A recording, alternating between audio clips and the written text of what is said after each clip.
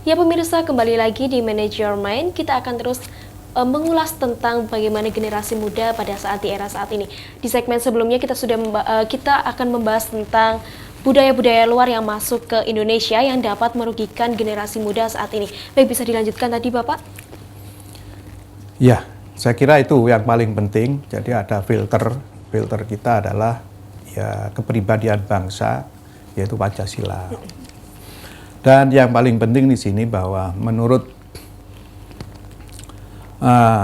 data di Bappenas, ya, Bappenas tahun 2018, bahwa kita ini akan masuki yang namanya bonus demografi. Nah, ini juga generasi muda harus tahu.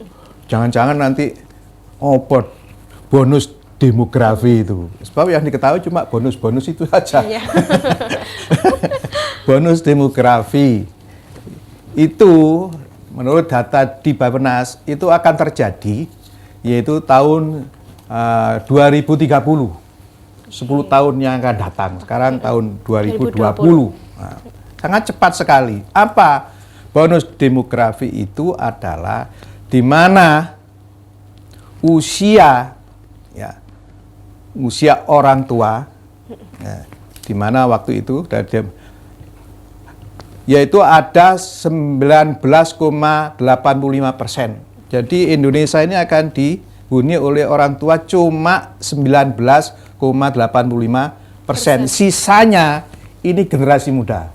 Hampir 80% generasi muda nanti tahun 30 nanti. Artinya generasi muda yang produktif gitu loh. Yang produktif. Kalau 80% itu tidak produktif, negara kita gimana nanti? Ini yang harus kita hadapi. Di samping era revolusi ini, 4.0 ini, generasi muda nanti yang berperan saat itu. Sekarang pertanyaan, sampai di mana persiapan generasi muda ini?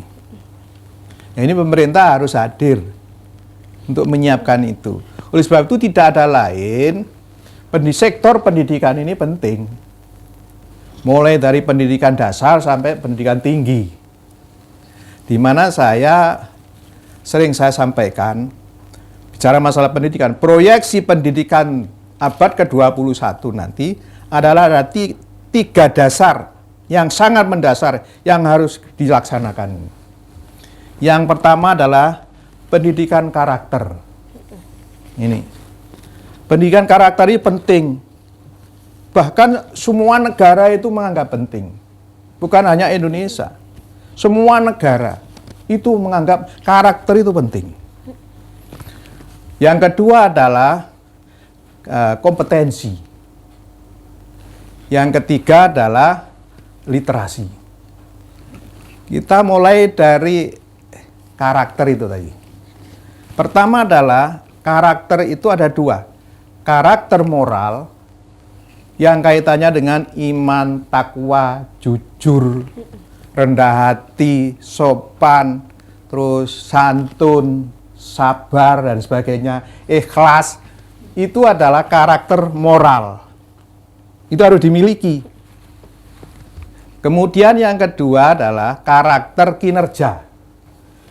Karakter kinerja itu kaitannya dengan kerja keras, ulet, tangguh, tidak mudah putus asa, cerdas, dan sebagainya. Dan tuntas. Tuntas. Sebab apa? Ada orang yang jujur kadang-kadang, tapi males. Gitu. Yeah. Tapi ada yang kerja keras, ya, cerdas, tapi culas. Cocok ngentitan barang. Jujur. Ya, ngentit mek titik-titik enggak apa-apa, tapi sing dintit dute rakyat miliatan itu namanya korupsi. Ini karakter ini masih tetap ya. Karakter moral, karakter kinerja. Nah, yang kedua adalah kompetensi, keahlian. Keahlian ini ada 4. Jadi generasi muda harus punya pikiran yang kritis. Ada 4K. Kritis, kemudian kreatif, kemudian yang ketiga adalah inovatif, kok kreatif, K4K. Kritis, kreatif, komunikatif, dan yang keempat adalah kolaboratif, mau kerjasama. Jadi itu yang harus dimiliki oleh pemuda. Dan yang ketiga adalah literasi. Literasi itu adalah mengembangkan wawasan, pengembangan wawasan. Literasi itu paling tidak ada 4 atau 5, yaitu literasi baca. Kalau ingin wawasannya luas, banyak baca. Literasi ekonomi, kalau ingin menjadi ekonom. Literasi sosial, literasi politik, literasi budaya. Paling tidak 5 itu harus punya itu. Nah, sekarang bicara masalah literasi baca. Bagaimana literasi baca bangsa Indonesia ini? Bicara baca ini penting. Sebab di agama Islam ini, di dalam Al-Quran, Nabi Muhammad memperoleh wahyu pertama, itu bukan surat Al-Fatihah. Surat Al-Alaq, ayat yang pertama itu adalah Iqra, baca. Nah, sekarang kita lihat bangsa Indonesia bagaimana minat baca bangsa Indonesia sekarang ini. Utamanya generasi muda. Minat bacanya memang bagus, tinggi. Tapi daya bacanya itu rendah. Gitu. Coba aja. Waktu rapat apa aja, semua baca HP itu. Baca HP. Baca HP itu. Iya. Baca WA. Tidak didengarkan pidatonya itu. Semuanya baca. Di mana saja itu. Nah, di kerumunan semuanya baca. Tapi daya bacanya rendah. Gitu loh. Ya hanya melihat WA yang pendek-pendek itu. Coba hadapkan buku yang tebal. Males saya Pak, gitu ya. Itu ini kelemahan kita ini. Jadi minat bacanya tinggi, kalau daya bacanya itu rendah. Padahal ini ilmu itu datang, teknologi apa saja itu dari baca itu. Ini yang paling penting. Oleh sebab itu, ini yang harus disiapkan oleh pemerintah khususnya dalam kurikulum mulai dari lembaga pendidikan dasar pendidikan tinggi. Ada 3 itu. Yaitu tetap karakter ini penting, kemudian kompetensi, keahlian itu ada 4 tadi, kemudian literasi. Saya kira itu yang harus disiapkan untuk menghadapi ini era revolusi 4.0. Oke, tadi kan sudah menyinggung sedikit tentang korupsi. Menurut Niar, ini sebagai anak muda ini, menyikapi tindakan korupsi yang sudah terjadi, yang banyak sekali marak di dunia pemerintahan, menurut kamu sebagai anak muda itu harus ngapain sih? Sebagai generasi muda tentunya, kita harus tahu dan perlu tahu apa masalah yang terjadi di negara sendiri. Nah, gimana sih cara menuntaskan? Nggak mungkin kan kita ke KPK dan lain sebagainya gini-gini. Kita mulai dari belajar apa sih kesalahan di negara kita dan kita menghindari itu. Dan korupsi ini kan ngambil uang rakyat, berarti mereka istilahnya berbohong. Nah, kita sebagai generasi muda diawali aja dengan tindakan kecil seperti kejujuran, itu aja. Oke. Yeah. Kalau kamu ingin memberantas misalnya, kamu kan sebagai anak muda ya, anak muda itu kan dinilai banyak orang kan sangat krisis ya untuk aksi-aksi yang berbagai aksi. Kamu gimana sih cara memberantas orang-orang? Kamu mengetahui ikut membantu serta pihak mungkin kepolisian untuk ikut serta memberantas kekorupsian itu? Kalau untuk ikut serta, sekarang zamannya teknologi tadi ya, media sosial.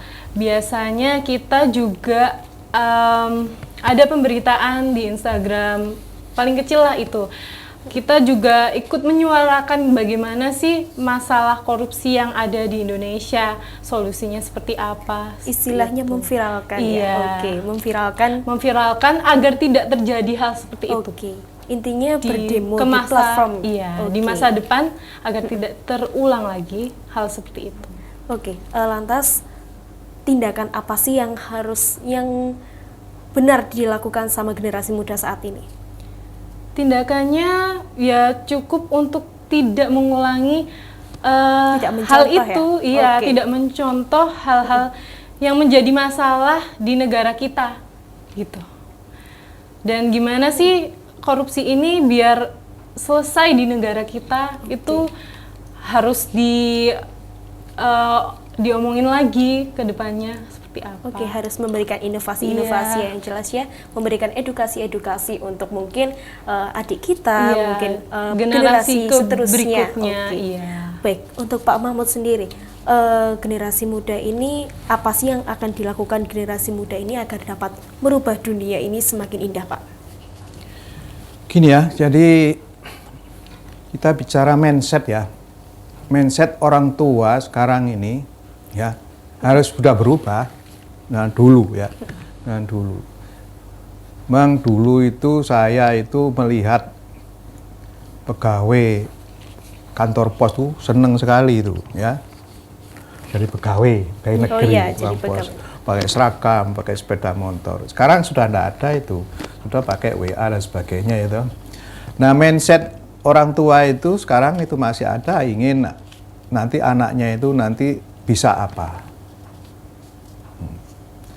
mau kerja apa. Sebetulnya mindset itu ya bagus, cuma sekarang yang paling penting setelah lulus itu, seperti Mbak Ani hari ini, sudah punya keahlian di bidang perfilman. Saya ini bisa buat apa? Saya ini bisa enggak menciptakan suatu inovasi-inovasi untuk kepentingan saya dan kepentingan orang lain. Manfaat pada diri saya dan manfaat kepada orang lain. Ini yang paling penting, mindset ini. Sekarang kalau ingin menjadi pegawai negeri itu saja sudah kuno. Sekarang bagaimana generasi muda ini bisa menciptakan pekerjaan, lapangan pekerjaan dengan memakai teknologi yang sekarang ini ada. Sekarang apa sih? Sekarang mau dagang dengan online, dengan HP sudah bisa.